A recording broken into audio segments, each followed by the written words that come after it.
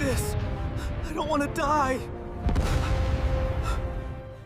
Dari 10 orang kru di dalam bomber B-17, ada satu posisi yang paling ditakuti. Sebuah pekerjaan yang oleh banyak orang dianggap sebagai pekerjaan paling berbahaya. Lihatlah ke bagian bawah pesawat ini. Menggantung sebuah bola logam terisolasi penuh dari kru lainnya. Disinilah seorang ball turret gunner menghabiskan misinya. Terkurung di ruang sempit berdiameter 1,2 meter dalam suhu beku yang bisa mencapai minus 45 derajat Celcius. Untuk bisa muat di dalamnya, penembak harus meringkuk dalam posisi janin atau fetal position yang ekstrim dan mengarahkan 2 senapan mesin berat sambil membidik dari sela-sela lututnya sendiri. Namun, klaustrofobia ekstrim dan radang dingin bukanlah musuh terbesarnya. Musuh terbesarnya adalah desain dari turret itu sendiri. Karena di dalam ruang yang sesak itu, ada satu benda vital yang tidak akan kamu temukan, yaitu parachute. Jika pesawat ini tertembak jatuh, sang penembak adalah orang terakhir yang bisa melarikan diri. Itu pun jika dia beruntung. Ini adalah kisah mengapa menjadi ball turret gunner adalah salah satu pekerjaan paling menyedihkan di Perang Dunia Kedua.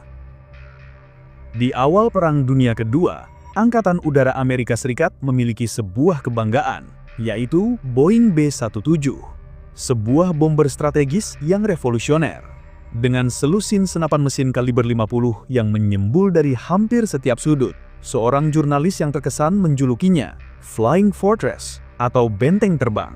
Nama itu terdengar hebat, tangguh, tak terkalahkan. Sayangnya, nama itu menutupi sebuah kebenaran yang pahit. Benteng ini punya satu cacat desain yang fundamental, sebuah kelemahan yang sangat fatal. Lihat di sini, di bagian perutnya, kosong. Para pilot Luftwaffe Jerman yang sudah kenyang pengalaman tempur, dengan cepat menemukan titik buta ini. Taktik mereka sederhana, namun brutal. Mereka akan terbang di bawah formasi B-17, aman dari jangkauan senapan di hidung, ekor dan atas pesawat. Lalu, mereka akan menembak lurus ke atas, menghancurkan bagian perut pesawat yang paling rentan.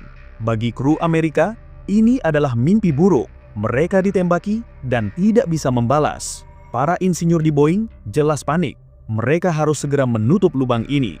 Solusi pertama yang mereka coba adalah sebuah turret remote, sebuah sistem yang dikendalikan dari dalam kabin. Idenya terdengar canggih untuk tahun 1940-an. Namun, dalam prakteknya, bencana. Sistemnya terkenal rumit, sulit membidik target yang bergerak cepat, dan sering macet di tengah pertempuran. Amerika butuh solusi yang lebih pasti. Jika teknologi remote gagal, mereka harus kembali ke cara lama. Mereka harus menempatkan sepasang mata dan sepasang tangan manusia tepat di jantung bahaya. Maka, lahirlah sebuah inovasi yang kelak menjadi simbol dari klaustrofobia dan kengerian. Sperry A2 Ball Turret, sebuah bola logam dan plexiglas yang dirancang untuk digantung tepat di blind spot itu. Dan tugasnya, menjadi umpan sekaligus pembalas. Kalau kamu melihat ball turret secara langsung, satu hal yang langsung mengejutkan adalah ukurannya. Diameternya hanya 1,2 meter. Desain yang sangat sempit ini bukanlah sebuah kesalahan, itu adalah sebuah keharusan teknis. Para insinyur harus meminimalkan hambatan aerodinamika atau drag sebisa mungkin. Semakin besar tonjolan di bawah perut pesawat, semakin lambat B-17 itu terbang, dan semakin banyak bahan bakar yang dihabiskannya. Efisiensi teknis ini bagaimanapun harus dibayar mahal oleh manusianya. Konsekuensinya, pekerjaan ini secara eksklusif diberikan kepada prajurit dengan postur tubuh paling kecil di seluruh skuadron. Bahkan untuk orang terkecil pun, masuk adalah kata yang salah. Istilah yang lebih tepat adalah memakai turret itu. Penembak harus meringkuk dalam posisi janin yang ekstrim, punggungnya bersandar pada pintu palka yang melengkung. Kakinya ditekuk hingga ke dada, dan dia membidik senapan mesinnya dari sela-sela lututnya sendiri. Ini adalah posisi yang dipaksa, yang harus mereka tahan, seringkali selama 8 hingga 10 jam misi tanpa jeda. Prosedur operasionalnya menambah lapisan bahaya lain. Penembak dilarang keras berada di dalam turret saat lepas tandang atau mendarat. Kenapa? Karena turret itu menggantung lebih rendah dari roda pendarat. Jika mereka tetap di dalam, mereka akan menjadi orang pertama yang hancur berkeping-keping saat pesawat menyentuh landasan. Jadi, mereka baru boleh masuk setelah pesawat mencapai ketinggian aman, yaitu sekitar 10.000 kaki. Prosesnya pun manual. Dia harus menggunakan engkol tangan untuk memutar turret ke posisi masuk, dengan senapan mengarah lurus ke bawah yang akan membuka palka di floor kabin. Baru kemudian dia bisa menjatuhkan diri ke dalam sangkar logamnya, mengunci diri dari dunia luar. Dan di dalamnya, kondisi lingkungan adalah neraka yang beku. Turret ini hanyalah cangkang tipis dari aluminium dan plexiglass. Dia tidak memiliki pemanas ataupun insulasi. Di ketinggian jelajah 25.000 kaki, suhu di luar anjlok hingga minus 45 derajat Celcius, dan suhu di dalam turret tidak jauh berbeda. Satu-satunya yang menjaga penembak dari radang dingin adalah setelan terbang berpemanas listrik. Jika listrik itu putus, dia akan membeku. Tapi, masalah terbesar di ketinggian adalah oksigen. Turret ini dirancang untuk berputar 360 derajat. Artinya, dia tidak bisa terhubung ke sistem oksigen pesawat. Selangnya pasti akan terlilit dan putus. Solusinya adalah sistem oksigen terpisah. Penembak bergantung pada tabung oksigen portable yang dipasang di dalam turret. Masalahnya, satu tabung hanya bertahan sekitar 2 jam. Jika misinya lebih lama dari itu, dia harus bergantung pada waist gunner atau penembak samping di atasnya untuk membukakan palka dan mengganti tabung oksigennya.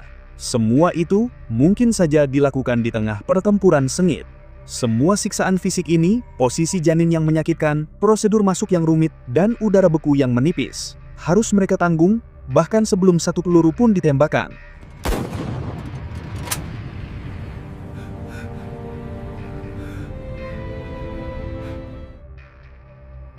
Semua siksaan fisik tadi hanyalah menu pembuka.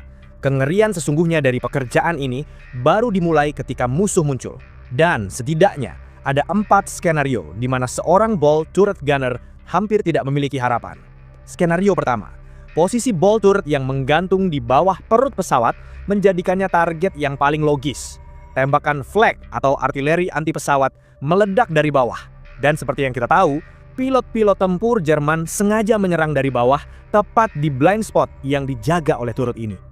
Singkatnya, penembak ball turret adalah orang pertama yang menyambut musuh. Dan yang melindunginya hanyalah lapisan tipis aluminium dan plexiglass. Material ini sama sekali tidak dirancang untuk menahan rentetan peluru kanon 20 mm atau serpihan ledakan flak. Mereka adalah umpan yang paling terekspos. Lalu, skenario kedua. Bahaya berikutnya datang bukan dari musuh, tapi dari pesawatnya sendiri. Turret ini digerakkan oleh tenaga listrik dan sistem hidrolik.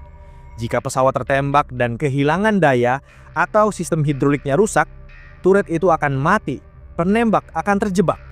Dia tidak bisa memutar turret ke posisi keluar untuk membuka palka. Dia akan terkunci di dalam bola logamnya menjadi penumpang pasif, sementara pesawatnya mungkin sedang terbakar hebat atau menukik jatuh ribuan meter ke bumi.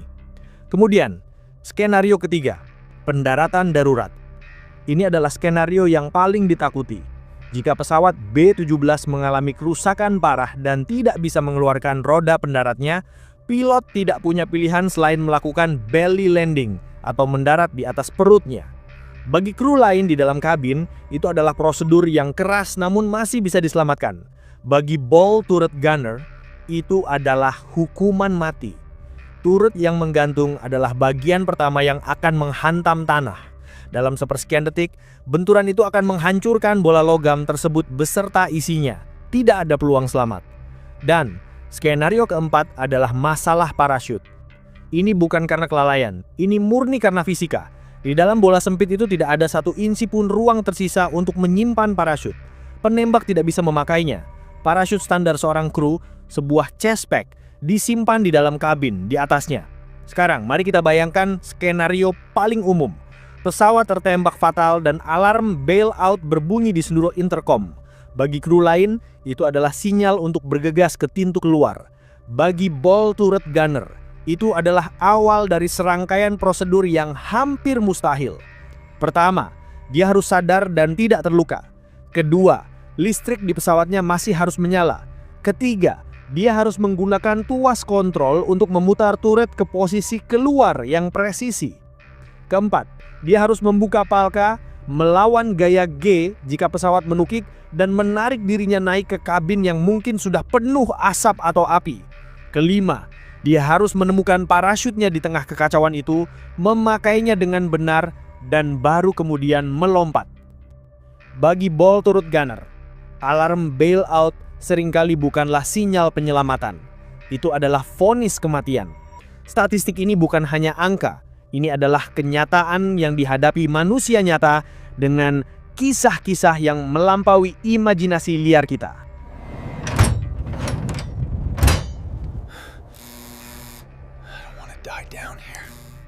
Statistik dan skenario teknis tadi bukanlah angka-angka abstrak.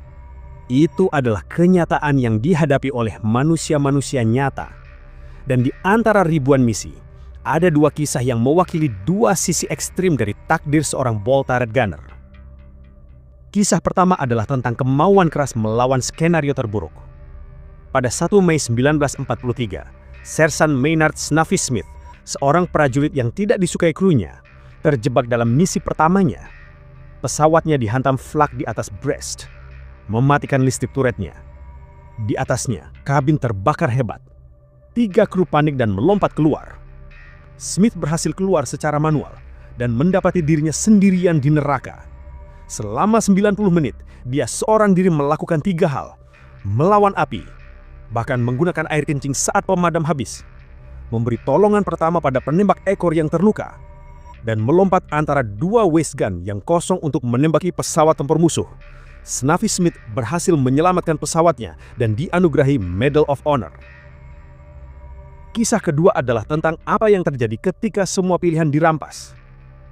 Sersan Alan McGee sedang dalam misi ketujuhnya di atas Flag City, Saint-Nazaire. Sebuah ledakan flak melukainya saat dia masih di dalam turret.